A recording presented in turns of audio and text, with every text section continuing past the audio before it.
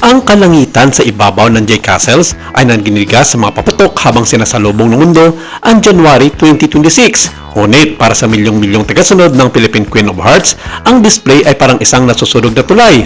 Habang si Catherine Bernardo ay nanatiling hindi mapag-aalinlangang icon ng biyaya at katatagan, isang bago, mas agresibong salaysay ang lumitaw mula sa mga anino ng mga elite vacation na spot dito sa Pilipinas. Hindi na nagtatago sina Kyla Estrada at Daniel Padilla. Hindi na sila nagbubulong-bulungan.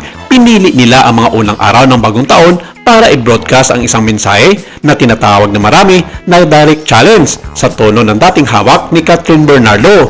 Ngayong gabi, nagsasagawa ang Kapamilya Circle ng isang emergency, high-stakes na pagsisiyasat sa J Castle scandal. Ibinubunyag namin ang katotohanan sa likod ng pagdiriwang ng bagong taon na pinagsasama-sama ng pamilya. Ang secret agony na nakatago sa likod ng namumulaklak na palabas ni Catherine Bernardo at ang kanyang nakakapanginayang katotohanan ng lalaking minsang nagmamakaawa at tumabol para sa kapatawaran ay nakahanap na ng bagong santuaryo sa mga bisig ni Kyla Estrada. Nasunog ang digital world nang magsimulang kumalat ang mga video at tarawan nang magpakita sina Daniel Padilla at Kyla Estrada na sinalubong ang 2026 na magkasama. Ito ay hindi lamang isang casual na petsa, ito ay isang buong pagsasanib ng pamilya. Hindi tulad naman nakarang blind item na nakita ang J Castles event ay nagtampok sa pamilya ni Daniel at ni Kyla Estrada. Ito ay nagpapahiwatig ng antas ng kaseryosohan na nagpabatala ng mga shockwave sa mga fandom.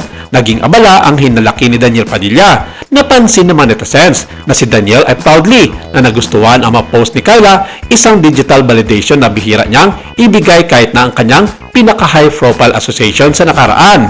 Tinatawag ng mga taga-suporta ng Katyan Legacy ang mga post ni Kyla na isang hamon sa pagiging masyadong pampubliko at mapagmalaki. Epektibong ipinapawatig ni Kyla ang pagtatapos ng waiting period para sa puso ni Daniel.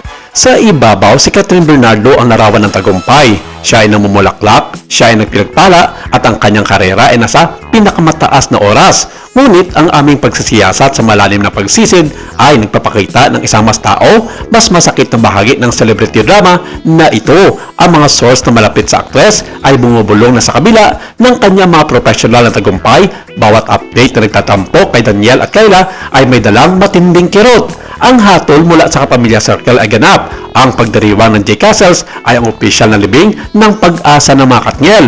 Si Kyla Estrada ay hindi lang nakapag-date kay Daniel Padilla. Siya ay sinama sa kanyang buhay, sa kanyang pamilya at marahil sa kanyang karera sa hinaharap.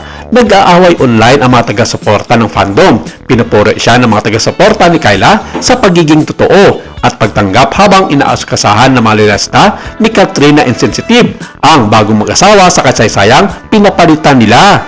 Habang si Catherine Bernardo ay patuloy na nagdingdingning bilang solo powerhouse, ang kirot na makita ang isang dekada na pag-ibig na pinalitan sa ganoong pampublikong paraan ay isang cross na patuloy niyang dinadala.